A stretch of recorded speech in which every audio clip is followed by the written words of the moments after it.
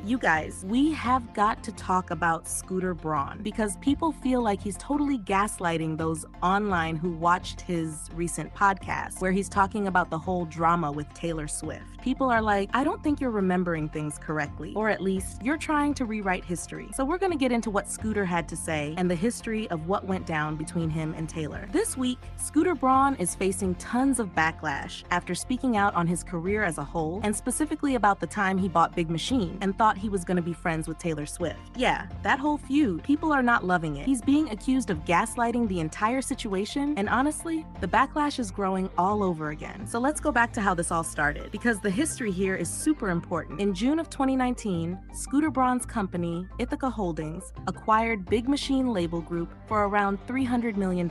Now, what's important here is that this included the master recordings of Taylor Swift's first 6 albums. We're talking about everything from her self-titled debut all the way through Reputation. Taylor said she found out about this the exact same day as the rest of us. No warning, no heads up, just boom. You wake up and someone you've publicly accused of bullying you now owns your literal life's work. She posted on Tumblr, "For years I asked, pleaded for a chance to own my work. Instead, I was given an opportunity to sign back up to Big Machine. Then Scott Borchetta would sell the label, thereby selling me and my future." She continued, "I found out as it was announced to the world, all I could think about was the incessant, manipulative bullying I've received." She pointed out Scooter's connection to Kim Kardashian and Kanye West and how they used media to come after her. Justin Bieber jumps in to defend Scooter. In his caption, "Hey Taylor, I would like to apologize for posting that hurtful Instagram post. It was distasteful and insensitive." He adds, "Scooter has had your back since." Scooter and Big Machine said Taylor had a chance to invest in her masters. Taylor's team responded that her dad didn't read through the shareholder calls before it was announced. In November, Taylor said she wasn't allowed to perform her old songs like at the American Music Awards because of NDAs and contract restrictions. A Netflix doc was made, but Taylor's old music and footage were denied by Big Machine or Scooter unless she agreed not to re-record or talk about it. Taylor said, "Message is, be a good little girl and shut up or you'll be punished." Taylor started re-recording her albums. They broke records and changed the message about artist ownership. Scooter's reputation took a hit. Artists like Demi Lovato, Ariana Grande, and Justin Bieber distanced themselves. Now in 2025, Scooter is speaking out. Taylor was able to buy back her masters with the help of her fans, the Eras Tour, and Jamrock Holdings. He said, "When I bought Big Machine, I thought I was going to work with all the artists, thought we'd be friends. I called Scott Borchetta, send me her number. I talked to Thomas Rhett, excited, Florida Georgia line next. Then the Tumblr hits, and I was shocked." He continued, "Stay on your side of the street." He said he felt betrayed and misunderstood, but tried to show empathy. Maybe he played a role. Fans, point by point, he tried to block Taylor from singing her songs. Don't rewrite history.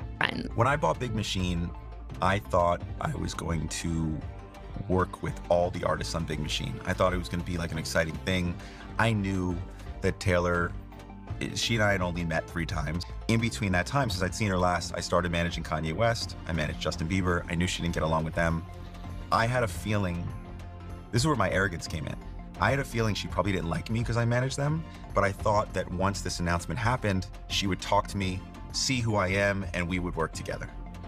And the announcement came out, and I'm calling Scott Borchetta and saying, "Hey, send me her number. I just talked to Thomas Rhett, and he's excited, and I just talked to, this person, and they're excited, and I'm calling, Florida Georgia line next, and oh, I'm gonna get you." And then this Tumblr comes out and it says all this stuff, and I was just like, shocked. People always say, stay on your side of the street. I try to do that. It's easier for me to move on with my life and be happy by staying on my side of the street. So yeah, I've definitely felt betrayed 100 times. I've definitely felt misunderstood so many times. But I also try to give empathy of, if someone is doing this to me, they must be hurting for some reason, and maybe I did play a role in it, even if I don't know I did. So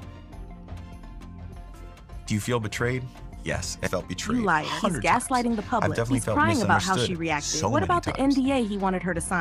So people aren't feeling sympathetic. They're saying he's gaslighting the public, forgetting Taylor's statements behind the scenes. He's over here like, I got hate. So after seeing this, people haven't been feeling the most sympathetic. But I want to know what you guys think about all this, what Scooter said, and the online reactions. Let me know your thoughts in the comments. I love you guys so much, and I will talk to you in the next video. Bye, guys.